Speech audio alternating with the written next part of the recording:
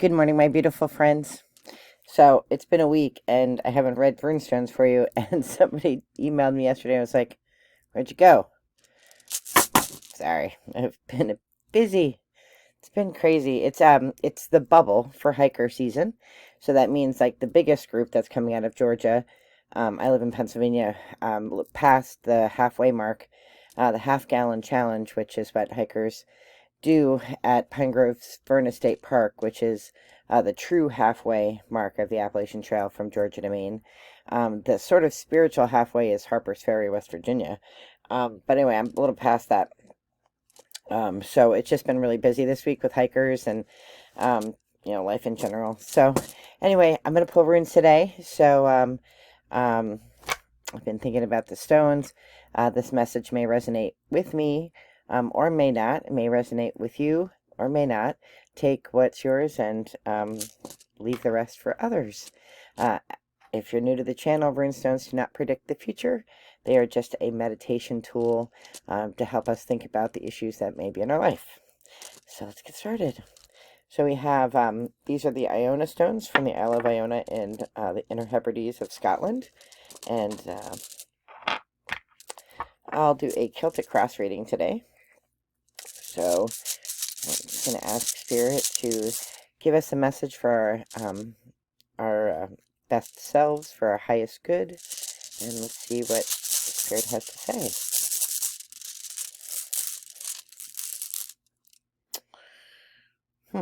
Okay. This is our present energy.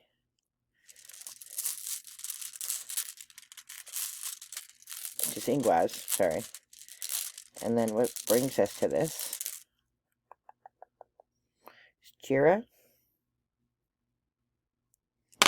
Ooh. And what are the forces that we can't prevent or can't control that impact the situation? Viraz. What are the energies that we can control?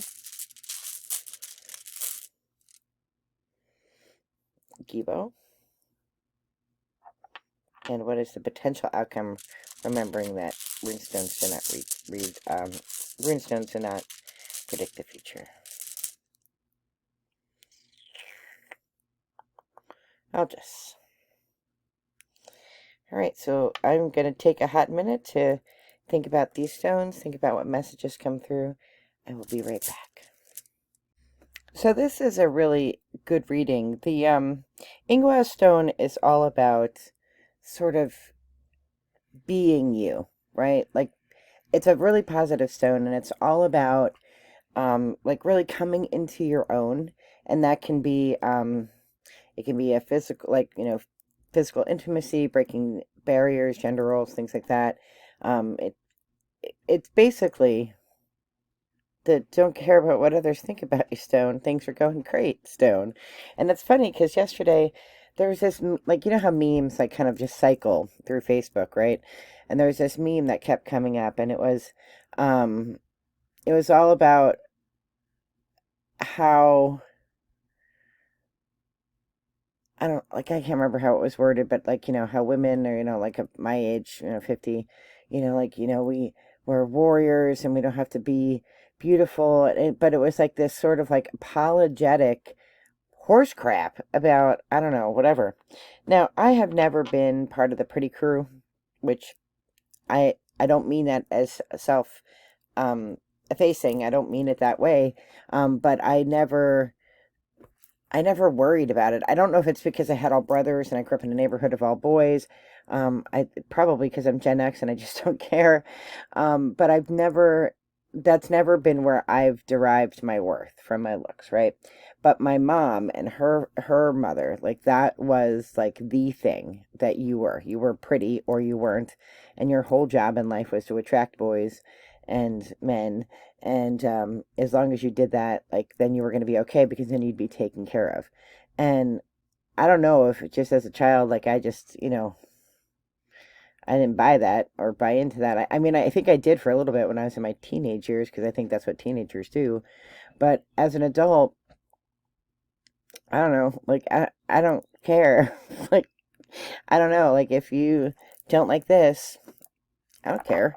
I mean, I don't know. Like, I don't care. Like, it doesn't matter, to me, that sort of thing. And it doesn't, I don't value people by what they look like. Um, Dave was mad because apparently he got new glasses like 2 days ago, and I didn't notice. But I'm like, Dave, we've been together for 25 years. You could have purple hair and I would not notice it because I don't notice things about people's appearances or, I mean, heaven forbid my kids ever would get like abducted when they were little because I wouldn't have any I wouldn't remember what they were wearing. Like I don't really think about life in those terms, right? You know, so, I think it's like just a stone that like, things are cool. Like be you. Don't worry about what other people think.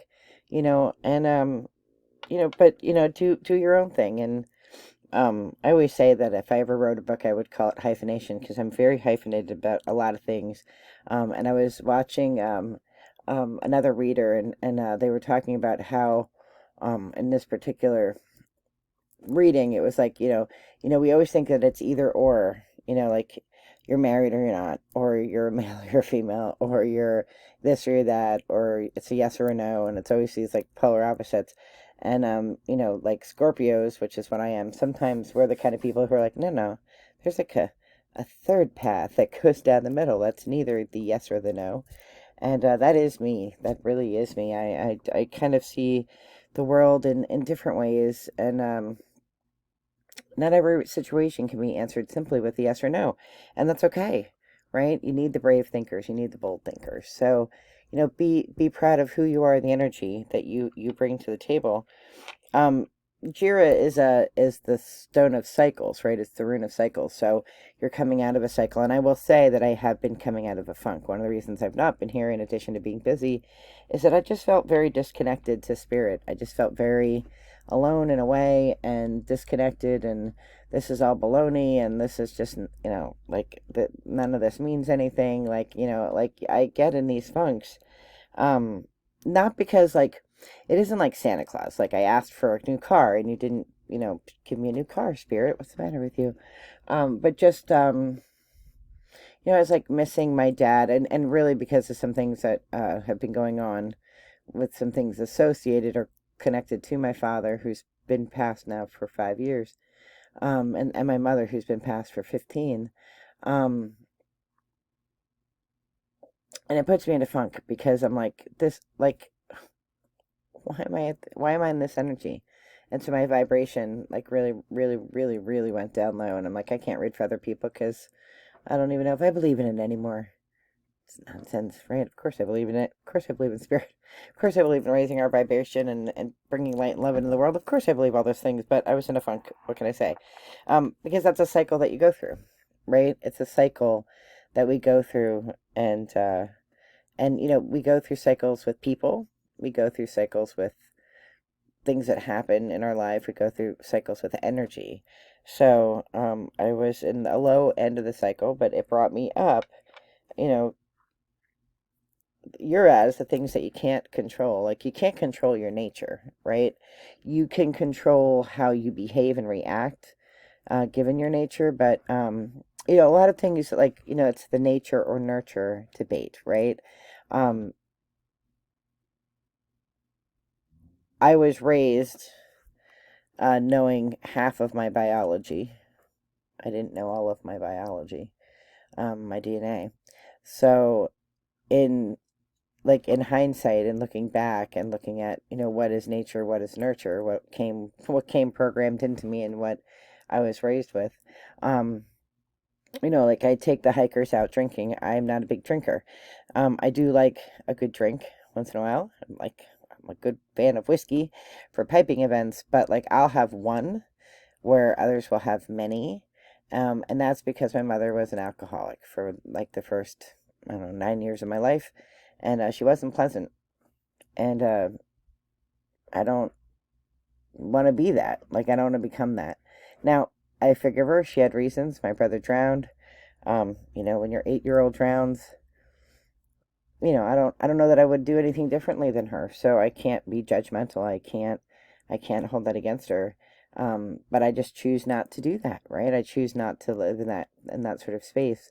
So, your nature, your personal nature, you can't control what it is, but you can control how it manifests, which is really what the Gibo Stone talks about, is that you're in charge of your gifts. Like you can, recognize your wild nature. That's the shadow work that you do, right? It's recognizing what's in you that isn't, light, love, and shiny unicorns, right? It's recognizing those things, but then the gifts that you have, really working with those, and recognizing, acknowledging, um, you know, bringing to light those things which are part of your nature that aren't beautiful or that aren't um, wonderful, right? That you have gifts that supersede those other things. And then Algis is just a great stone. Algis is all about, I always think it looks like a little bit of a tree. It's like branching out, it's connection with others, it's connection with the spiritual world, it's being connected with people. And, for someone like me who kind of runs away at that, I like to pour out love, but I don't like to let people in my, walled kingdom. It's like the outstretched arms. Like I'm, become a hugger. I become much more, um, loving, physically loving, mentally loving. But, that goes both ways, and I have to like let it in. So the connection has to be both ways, because the cycle, of when I go down and I feel, like like I'm alone in the world and I have nobody here for me, like that, that's not true, and I have to get myself out of that funk. And so by recognizing and accepting that love is powerful, and your connections are powerful to spirit, the world, to other humans, things like that. So let's pull some cards to clarify. Very excited. I have some new cards coming from Druid Art, which is, she's an amazing artist. So I'm excited about those. But let's pull some cards and just ask Spirit for any additional messages there might be for us.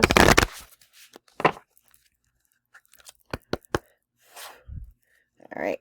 3 passes. We'll see what comes out. If nothing comes out, the reading stands on its own. Pass 1. Pass 2. And pass 3. I think Spirit's happy to see me. We got lots of cards. Right, what do we have? We have Shadow Treasures, right? And that's exactly what we're talking about in this Uraz stone, right? Like, your nature is your nature. You just have to call it. You have to be able to say, well, that I get depressed. Like, I set myself in these lonely places, and then I'm untouchable even by myself. Like, that is a shadow of mine. And I have to be aware of it in order to come out of it. I have to use my gifts to come out of it. But, there's a benefit to that, because I think it makes me step back, pause, like unchain myself from whatever sort of cycle I'm in or whatever sort of pattern I'm in, and make me like examine things that I can get stronger, right? So, our shadow things aren't things to be ashamed of. Our shadow things aren't things that make us bad people. Our shadow things are the things that make our human condition human, and our work is to sort of identify them and see how we can use them to make us stronger. All right, so what's next? We have transformation. So, as we're looking at our shadow treasures, and we're, how can we let them transform us in positive? And like she's kind of like reflecting, right? She's she's alone in the woods, and she's looking at her shadow treasure, and she's saying, well, how can this make me a better person? Clarity, we get clarity from meditation. We get clarity. Look, she's not alone. She's with other people, right? And they're all working together, which is the Uriah stone is about, or the Algae stone is about unity and working together for a better good, and a higher good. So, who do you have around you that can help you? Prosperity. We always think about prosperity in terms of money, but prosperity is about all the good things that happen in our life that we have, that's bountiful, right? Like what good comes from really, really having explored and come from, working with your heart and your soul. And last but not least, we have awareness.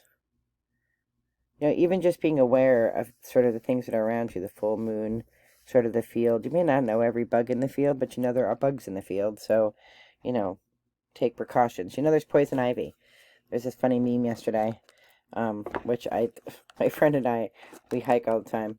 And we're always laughing because, like, when we go pee in the woods, we're like, God, I hope there wasn't poison ivy where I squatted. I look for it, but, I can't see in the woods. And it was a Boy Scout sign, and it said, it was like a maple leaf and, toilet paper, and then it had poison ivy. Not toilet paper, right? Just know what's in your woods, right? You can't you can't get rid of the poison ivy, but at least if you can recognize, sort of the soul version of poison ivy, you can work around it. All right, let's ask Celtic Spirit if there's anything to add. Let me shuffle real quick, and then if nothing, then their reading stands on its own. All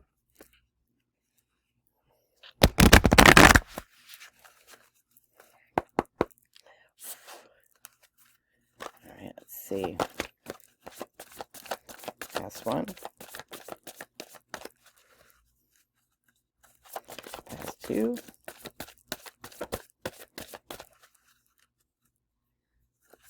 Pass three.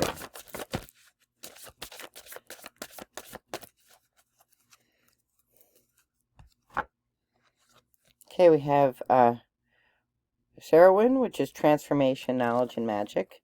So again, that transformation, we saw that other card. We have that stone. This is a period of transforming yourself, right? And you decide how that goes. You decide if you use your gifts, it'll go well. If you, we can always transform into bad things too. We can always scale down, but you want to scale up with your energy. And then we have the Morgan, which is power, courage, and strength. And Oracle isn't like tarot, but if there was a death card in this deck, this would be it. And death in tarot and death in Oracle doesn't necessarily mean death, right? It means the death of a path and the courage and strength to start a new one. It takes a lot of courage. It takes a lot of strength to recognize your shadows, right? It has taken me a long time to recognize and to understand that, depression, that runs in my mother's family. My mother suffered from depression. Her mother did. So that's genetic. That's just genetics talking. So I can recognize that. I have to, recognize the signs and symptoms of when it's coming on. And then just, be brave and bold in recognizing it. And I'm not good at sharing it, especially with my kids, but this past bout, this that happened just last week, my older son's not older, he's 21, and he was just like, Mom, what's the matter? And I'm like, David, nothing, it's fine. He's like, I know you're not fine. And I'm like, this is what I go through. And it was interesting because he was like, no, I'm going to sit here and I'm going to talk to you. And you're going to tell me. I'm like, David, I'm not a talker. I don't go to therapy. And that's not my jam. I think it works for other people. I think it's amazing. It's an amazing resource. Not my thing. I am not a group sharer. I'm not a group talker. When I was in high school, they made me go to this eating disorders group because I was, for as big as I am now, I was, they thought I was anorexic then. And all it was a bunch of girls sitting around talking about how to barf better. And I was like, Like, I don't want to do that. Um, but I had a really good conversation with him, and sort of got to a place. So, and one of the things that I recognize is that I don't like to talk about my problems with people that I don't trust, and I don't trust a lot of people, and that's just a shadow of mine, and it's because of how I was raised and the people I was raised with. When you're raised with transactional love, like, I give you this water, what are you giving me in exchange?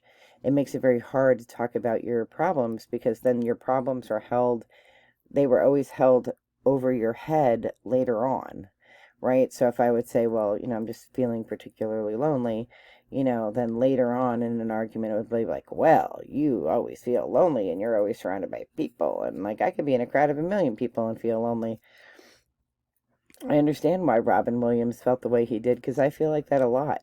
I'm a lot better in front of a crowd than I am in it, but, like, so I don't really like sharing my personal stuff with people, because I don't trust them and I don't trust their motives. And that's on me. That's a shadow of mine and something I have to work on, which I am going to do today, because I'm going kayaking. I'm going to be on the river, not the river. I'm going to be in a pond, a very big pond. It's a lake. I don't know why this one isn't called the lake, because it's as big as the lake. But it is where we used to go when we lived in New Jersey, and they have the best and most amount of turtles in any pond I've ever seen. So they have the stacking turtles, which I can't wait to go see. I miss them. I miss that, and that people pump your gas. Those are the things I miss about New Jersey. But anyway, I'm going to just take time to hang out with Spirit and to just kind of reconnect with myself, because I think I need it, and I need that time in nature. So I am wishing you all the very best in light and love, and I will see you soon. Be well. Bye-bye.